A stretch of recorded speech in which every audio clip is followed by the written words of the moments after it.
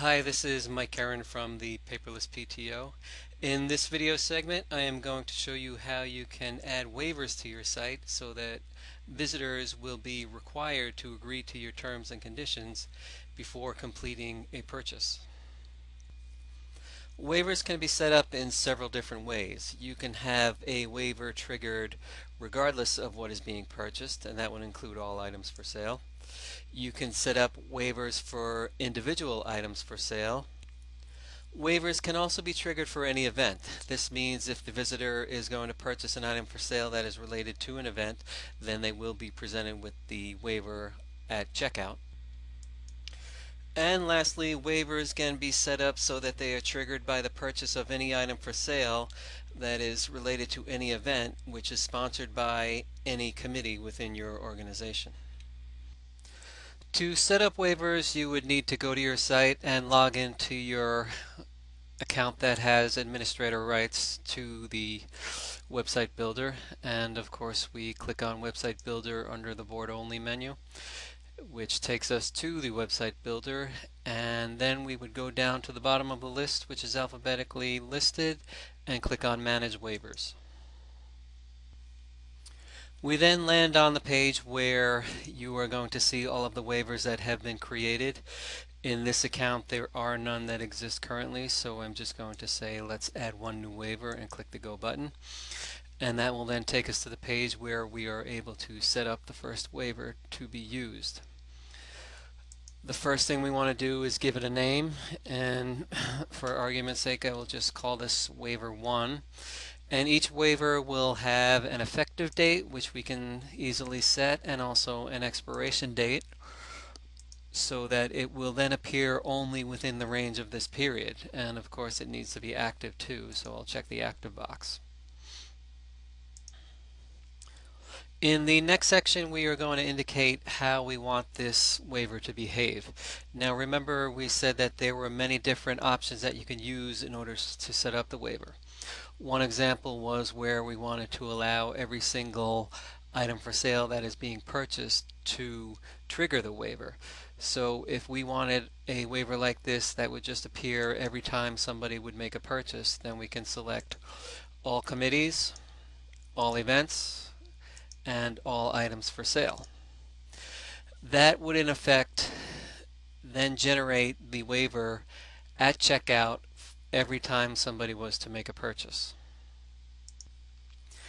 If we wanted to have a waiver that would be triggered according to the committee, then it would simply be a matter of indicating which committee that would be. So we would then select our committee from the committee drop-down, and in this case I'm going to select lunches, and since we're going to say that this waiver will appear for anyone that purchases lunches, then we'll select lunches as the committee, all events, and then all items for sale. We could also decide that we want the waiver to appear only for a certain event.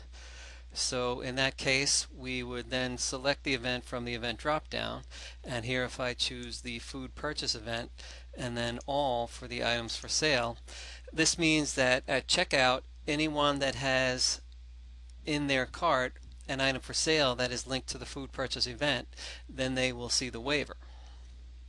And I could even narrow that down even further, and if I wanted it to appear for the chicken fingers only and not the pizza slices and not the turkey sandwich, then I just simply click on chicken fingers, and then in this case the waiver is going to appear at checkout only for purchases that include chicken fingers.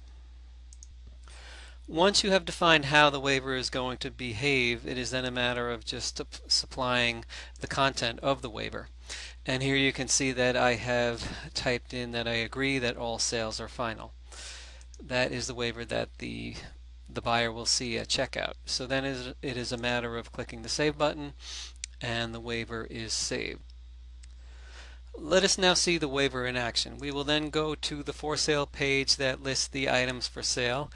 And we can see here that the chicken fingers is a purchasing option. So I'm going to order a quantity of 1. And let's just order pizza as well, just to see the whole process. So we add it to the shopping cart.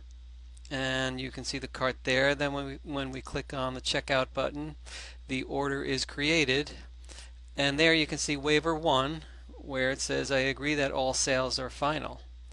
Now if I were to enter all of the information and try to make a payment, the page will then prevent us from ordering until we agree to that waiver.